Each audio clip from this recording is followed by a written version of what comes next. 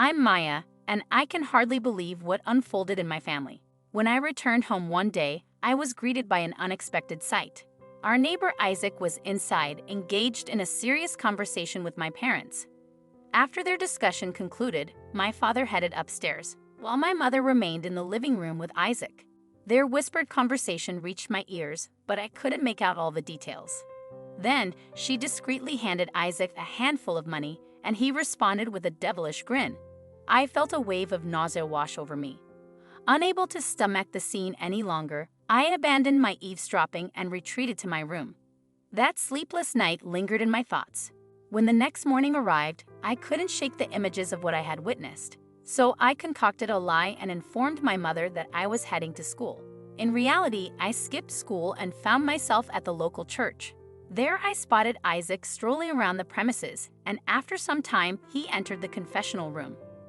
I decided to follow him, entering the adjacent room.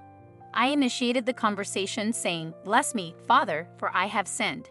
It has been a long time since my last confession." He responded gently, "Go ahead, my daughter." I proceeded to reveal that I had seen my mother engaged in a sinful act with a man other than my father the previous night, and I confessed to harboring a desire to harm that person deeply.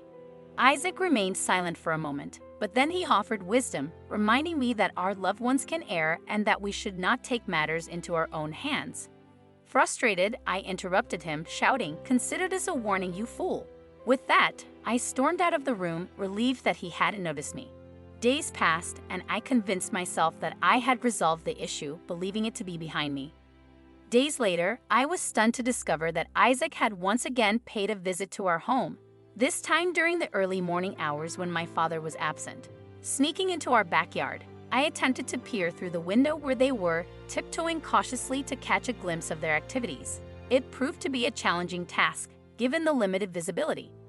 However, I managed to witness a shocking sight. They were locked in a passionate kiss. My reaction was so intense that I lost my balance and made a noise. Startled, my mother rushed to investigate the source of the commotion and discovered me hiding there. Her anger erupted as she exclaimed, "This is the troubled girl I told you about. I'm the troubled one. She's the one who was just making out with an Isaac." Meeting my mother's gaze, I couldn't contain my frustration and uttered a hurtful word, calling her a name that further fueled her fury. In an abrupt turn of events, Isaac seized me and forcefully dragged me into the living room. There he began muttering incomprehensible Latin prayers that made him sound utterly unhinged. To my bewilderment, he splashed me with pungent water, claiming it was holy water meant to exorcise any evil from my mother. Then he departed. Mom subsequently grounded me for my disrespectful outburst, and I retreated to my room. Initially, I had intended to keep my mother's secret for the sake of her marriage, but her mistreatment of me left me with no intention of cutting her any slack. I knew I had to expose them, but revealing the truth to my father seemed impossible. He would never believe me. As I sat in class, plotting my revenge, the principal made an announcement that Isaac would be coming to our school to deliver a speech. Our school being religious, it was common for church representatives to visit. This presented the perfect opportunity. I hatched a plan. I needed to get my mother to come to the school, along with Isaac, to confront them. My mother's presence would be necessary since she always attended when I got into trouble. So during Isaac's speech, I began to taunt him, hurling names and throwing paper, even causing him to slip and fall in front of the entire school. The principal was furious and wanted to expel me, but Isaac intervened, stating there was no need. He assured the principal that nobody was hurt and that I didn't mean any harm. I let out a silent sigh of relief when the principal agreed, only assigning me a week's detention. Upon returning home, my mother informed me that we were going to church the next day to celebrate my parents' anniversary. I groaned internally, exhausted from seeing Isaac's presence every day. At the church, we took our seats just in time for the service. During the prayers, doubts crept into my mind, wondering if I had misunderstood everything. Yet, when I glanced up, I caught Isaac winking at my mother during the service. My mother responded with a sly smile on her face. The realization hit me like a ton of bricks. How could my father not notice this deceit? Was it just my imagination? I couldn't contain my anger any longer, and in front of everyone I shouted, "My mother and Isaac are having an affair." The room fell into stunned silence as all eyes turned towards me. In the church, my parents swiftly rose from their seats, and my mother ushered me out of the building. I could hear her saying, "I apologize, everyone, my daughter didn't take her medication today." Once we arrived home, my mom instructed me to go to my room. I complied willingly, as I had no desire to face her at that moment.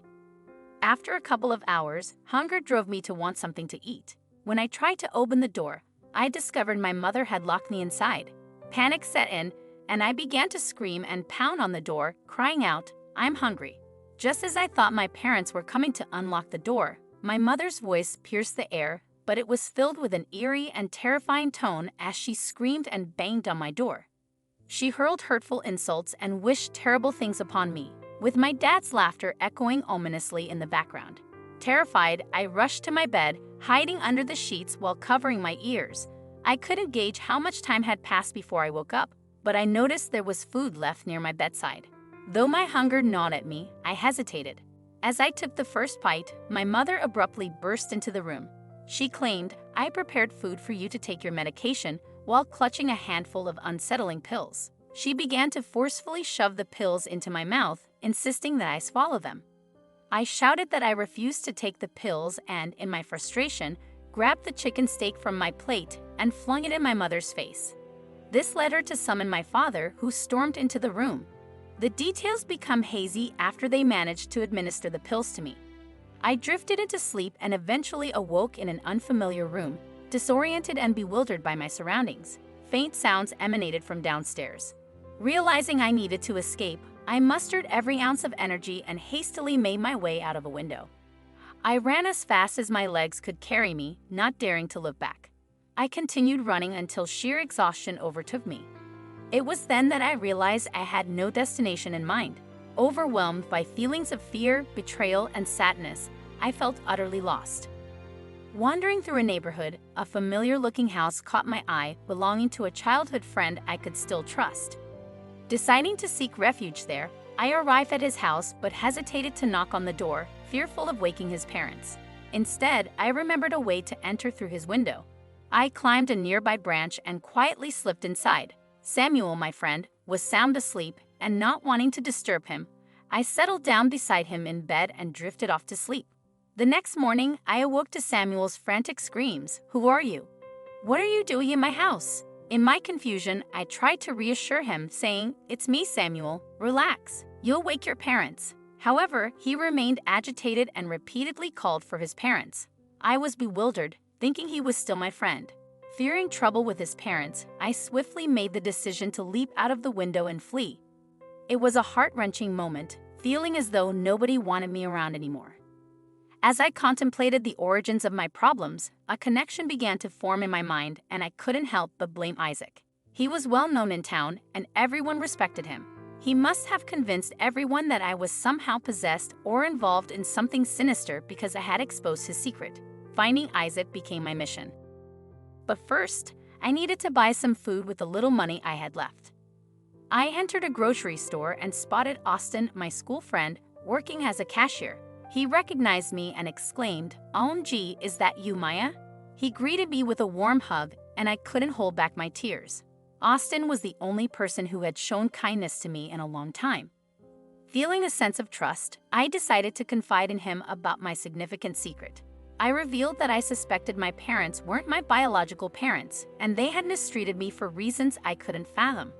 Austin appeared shocked but offered me some food and asked me to wait for an hour until the shift ended, promising to help me. I waited for an hour and a half, growing anxious as Austin didn't return. I began to fear that he had abandoned me. Just as I was about to leave, a hand grabbed me, and I heard Austin's voice saying, "Let's go." I shared with him my belief that Isaac might hold the key to finding my real parents, even though I couldn't explain why I felt that way. We boarded a train, and Austin sat beside me, providing comforting hugs as I recounted the hardships I had endured recently. He wiped away my tears and assured me of his support, urging me not to worry. In a moment of emotional vulnerability, I considered kissing him but restrained myself. However, when I looked up, our eyes met and he leaned in to kiss me. Our intimate moment was interrupted when the train doors opened. Austin grasped my hand and we disembarked from the train. Upon arriving at the church, I suggested we go inside. Inside, I noticed some people preparing for an impending service about to commence. As I scanned the surroundings, my heart raced when I spotted him. Isaac, Amgi. I had found him at last. I urgently instructed Austin to hold onto my belongings while I approached. Closing in, I swiftly retrieved a knife from my jacket and made a lunge at Isaac. Almost. Just as I was about to strike, Austin's hand gripped my wrist and he shouted, "What are you doing?" Everything became a blur after that moment, and I eventually lost consciousness. When I regained awareness, I found myself in a hospital bed, securely restrained. My supposed parents entered the room and took seats beside me. They began to explain that I had been diagnosed with schizophrenia, asserting that my perceptions were distorted by hallucinations and delusions due to my failure to take prescribed medication. They insisted that all the tales I had shared with Austin, including my doubts about their parentage and claims of abuse, were mere products of my imagination. None of it held any truth. Upon hearing this, I couldn't help but break into sobs. Both of them embraced me while I wept, expressing apologies for the recent events. Soon afterward, they left the room, advising me to rest and get some sleep. Before they departed, I asked them to untie me and they complied. However, I harbored no illusions. I knew they were skilled manipulators. I merely needed time to plot my next escape carefully.